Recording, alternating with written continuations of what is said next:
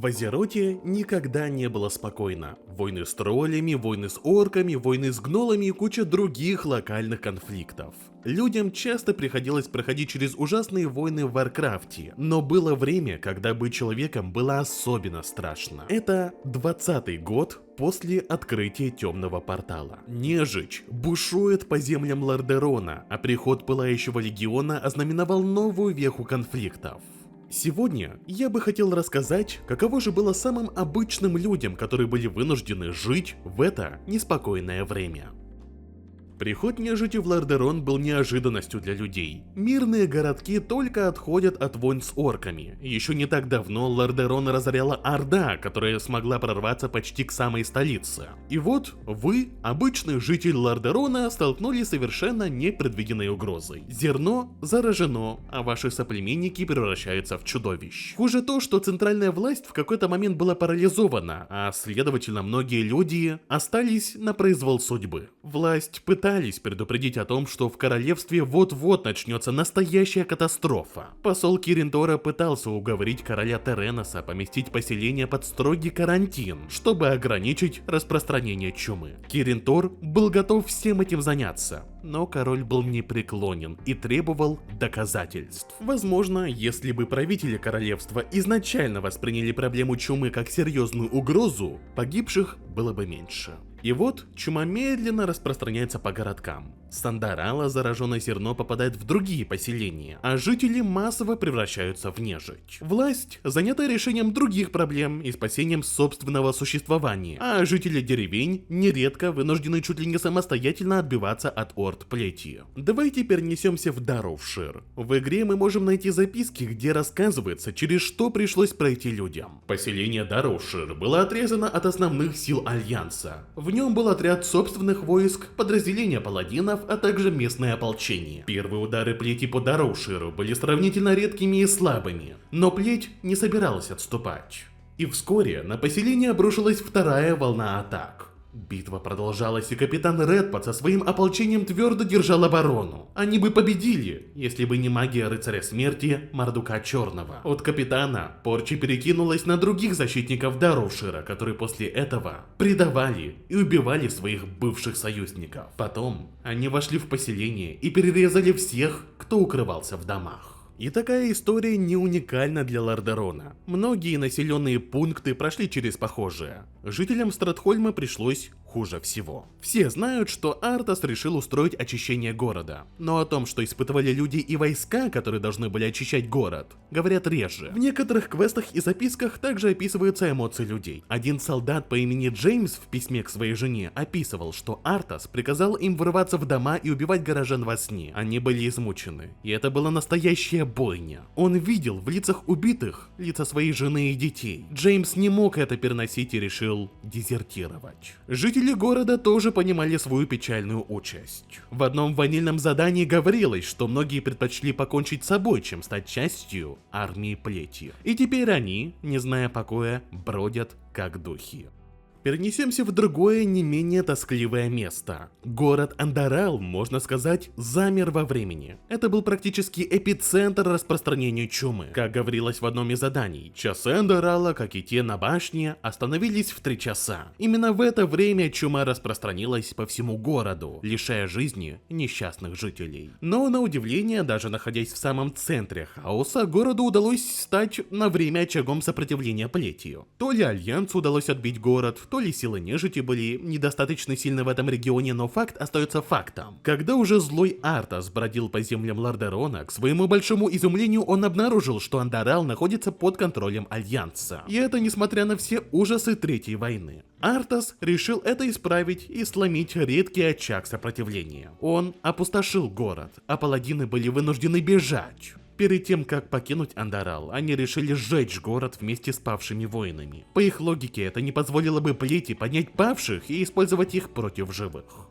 Севернее Андарала находился дальний очаг. Одно из немногих мест, которое смогло пережить нашествие плети и стать стратегически важным местом для сил живых. Но это было лишь исключение. В Впрочем, были и другие, кому повезло. Хотя повезло скорее в кавычках. Плеть действительно уничтожила многие населенные пункты. Но давайте представим, что вы жили в каком-то укромном местечке, куда нежить по каким-то причинам не смогла достать. Ну или местное ополчение вперемешку с воинами Альянса смогло сдержать их навалу. И тут вас будет поджидать вторая угроза. Люди. Люди бывают не менее страшными, чем живые мертвецы или культисты плети.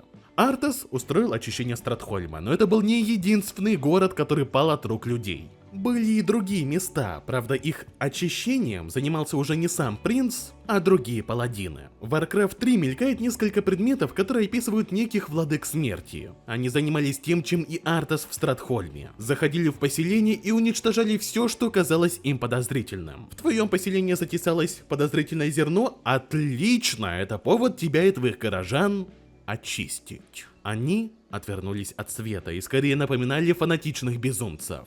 А один из них в очищении зашел так далеко, что утратил саму человеческую форму. Он убил свою семью, полагая, что они заражены. И теперь он скитается в виде чудовищного духа, которого мы могли встретить в одной из миссий. Но смею предположить, что владыки смерти буйствовали по землям королевства только на начальных этапах нашествия плети. Зато вскоре появились другие люди, которые были в общем-то тоже не против кого-то очистить. Появляется фракция под названием Алый Орден. Это сборище еще больших фанатичных безумцев. Несмотря на их, казалось бы, благие намерения очистить мир от плети, они зашли в своем фанатизме слишком далеко. Даже малейшее подозрение, что ты может быть как-то связан с плетью или испытывать симпатию к отрекшимся, незамедлительно приводило к твоей смерти. В одном комиксе описывалось, как Алый Орден с группой крестоносцев заходил в разные поселения. Они убивали мирных жителей просто потому, что им казалось, что они могут быть заражены. То есть самые обычные, живые люди были убиты Алым Орденом просто потому, что у них были подозрения. Я думаю, теперь понятно, какими безумными они были. Ну хорошо. Предположим, вашу деревню не сокрушила плеть. И даже владыки смерти и Алый Орден не явились, дабы вас очистить. Вам повезло. А что дальше? Что есть и пить? Очевидно, что в разгар заражения никто не думал о том, как бы вырастить зерно. Что ж говорить о логистике продовольствия, когда по дороге можно было наткнуться на группку нежити, которая не оставит тебе и шанса. К сожалению, информации о том, как плохо дела обстояли с продовольствием, не очень много. Но в том же комиксе, где описывалось, как Алый Орден зачищал города с людьми, упоминалось, что проблемы с продовольствием реально присутствуют, так как полагаться на зерно с Андарала, оказавшееся зараженным, они не могут. Так что вкину предположение, что как минимум проблема с недоеданием, а как максимум голодом имела место быть. По крайней мере в определенные моменты. С водой дела тоже не очень. Конечно, многое зависит от того, где пить воду, но в современных чумных землях делать этого определенно не стоит. Причина проста. Вода тоже заражена. И я даже не говорю про буквально рыб-андедов, которых можно было встретить в Тирисфальских лесах. Их есть смерти подобное, это понятно. Но и просто пить воду опасно. Можно заразиться. В чумных землях есть река Тандрарила.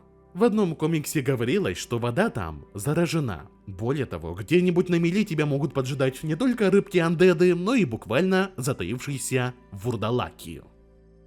И тут мы переходим к другому вопросу. Что делать, если ты еще не мертвец? Логичное решение, которое возникало у людей с первых мгновений случившейся катастрофы – бежать. Кто-то бежал сразу, кто-то чуточку позже. Но куда бежать? На север не вариант. Высшие эльфы пострадали от плети, пожалуй, не сильно меньше, чем люди. Их столица была разорена. От нее остались руины и полчища тварей. На официальном сайте игры даже упоминалось, что 90% населения королевства эльфов было убито. Это были чудовищные потери для всего народа. Так что идти на север к эльфам, искать спасение – так себе вариант. Зато можно отправиться на юг. Да, скорее всего, по пути встретится много нежити, которые попытаются тебя убить. Но там хоть есть луч надежды. Правда, на юге своих проблем тоже хватало, и не все стремились принимать беженцев. А плети удавалось добираться до, казалось бы, островков безопасности во всех смыслах. Давайте перенесемся на остров Фендрис, который находился в крупном озере. Вроде бы это оплот безопасности. По земле к тебе никто не сможет подобраться. Но как бы не так. Плети удалось добраться до острова и его захватить. В будущем силам людей, а конкретнее беженцам из Хилсброда, чьи земли уже в катаклизме терроризировали отрекшиеся, удалось сбежать на этот остров в поисках спасения. но ненадолго. Отрекшиеся быстро прознали, что на острове обосновались люди,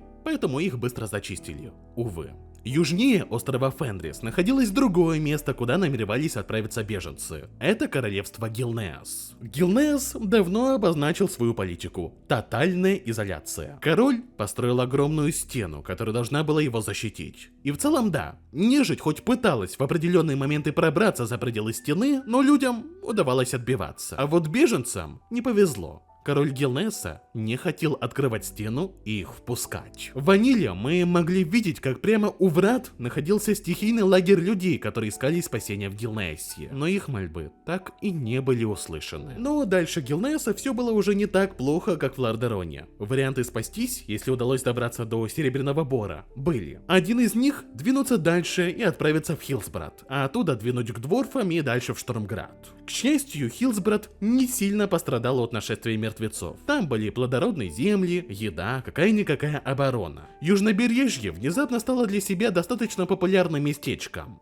Там в свое время успели побывать паладины разных мастей, включая Александра Самогрейна, будущего владельца Испепелителя. Там ошивались те, кто в будущем возглавит Алый Орден. Даже успел посетить эти края маг Киринтора по имени Калтузат. После падения Лордерона часть беженцев смогла укрыться в этих краях. Одной из таких была Калия Менетил, дочь короля Лордерона. Ей чудом удалось выбраться с северных земель. Некоторое время она тайно жила в Южнобережье со своей семьей, что было отнюдь не самым плохим вариантом. Какие были еще варианты сбежать с умирающего королевства? Калимдор. Те, кто выжил, могли присоединиться к экспедиции людей, возглавляемой Джайной. Джайна начала собирать по кусочкам всех людей Лордерона, которых она смогла найти, дабы отправиться на новый континент, который казался куда более безопасным местом. Ей помогали и другие. К экспедиции примкнули выжившие войска Лордерона, включая элитные корпусы, бригада Стромгарда. В качестве охраны корпус Култираса. Даже в их ряды затесались воины Гилнеаса, которые были вопреки воле правителя отправлены на помощь другим людям. Все они вместе дружно отправились на новый континент. Правда, и тут людей поджидала куча угроз. Я даже не говорю о том, что человеческая экспедиция вскоре столкнулась с Пылающим Легионом и их прислужниками. Но даже до того, как они прибыли в Калимдор, было потеряно много душ. Все потому, что им предстояло пересечь опасный затопленный предел. Тут можно обратиться к книгам по Warcraft RPG. Они не совсем каноничны, что важно учитывать, но в некоторых случаях это единственный источник, который может заполнять белые пятна в истории игры. Хотя к книгам все равно стоит относиться с долей скептицизма. Там упоминалось, что множество кораблей и Орды, и Альянса были потеряны во время исхода в Калимдор. Точные количества не назывались, увы. Те, кто добрался до берегов нового континента, обосновали несколько поселений. Самое известное — Терамор, великий город, которым лично управляла Джайна Праудмур. Дворфами была основана в степях база Бэль-Мадан. Также по мелочи были созданы небольшие аванпосты в разных уголках Калимдора. Сколько вообще людей смогло перебраться в Калимдор и каковы были потери Лордерона в целом? Вот подсчет всего этого дело максимально неблагодарное, поэтому мы переходим к шизотеориям и спекуляциям, так как точных данных просто нет. Бэль-Мадан, как было описано в книгах по Warcraft RPG, имеет популяцию 800 дворфов и гномов. Терамор, а также близлежащие городки Альянса в полевых топях — 12 тысяч. Еще немного людей и гномов затесалось в Танарисе, чуть больше 1000. В Ясеневом лесу — 350 человек. По мелочи еще люди и другие расы встречались в степях, Силютосе и паре других зон. Давайте округлим до 15 тысяч. Много это или нет? Ну, для сравнения, популяция Стратхольма 25 тысяч. Большая часть это нежить. То есть, если натягивать сову на глобус, тех, кто перебрался в Калимдор, было меньше, чем людей когда-то только в Стратхольме. Так что это не очень много от общей популяции Лордерона. Но опять же, данные из Warcraft RPG очень спекулятивны, и сильно полагаться на них не стоит. А сколько вообще Лордерон потерял людей? Я предполагаю, что если 90% высших эльфов были истреблены, информация о чем была на официальном сайте Warcraft, то с людьми ситуация тоже печальная, и потери, думаю, были выше 40-50%. Но, к сожалению, ориентиров для оценок не очень много. Но зато уверенно можно сказать только одну вещь. Быть жителем Лордерона в 2020 году после открытия темного портала — это настоящий ночной кошмар. Количество вещей, которые могли тебя убить, было запредельным. Нежить, владыки смерти, Алый Орден, голод, отравление от нечистого продовольствия, угроза затопления во время отплытия в Калимдор, Пылающий Легион и многое другое. Можно лишь позавидовать удаче жителей Лордерона, которым удалось выбраться из этого ада. Ну что же, по сути, на этом все. Благодарю вас за просмотр. Удачи!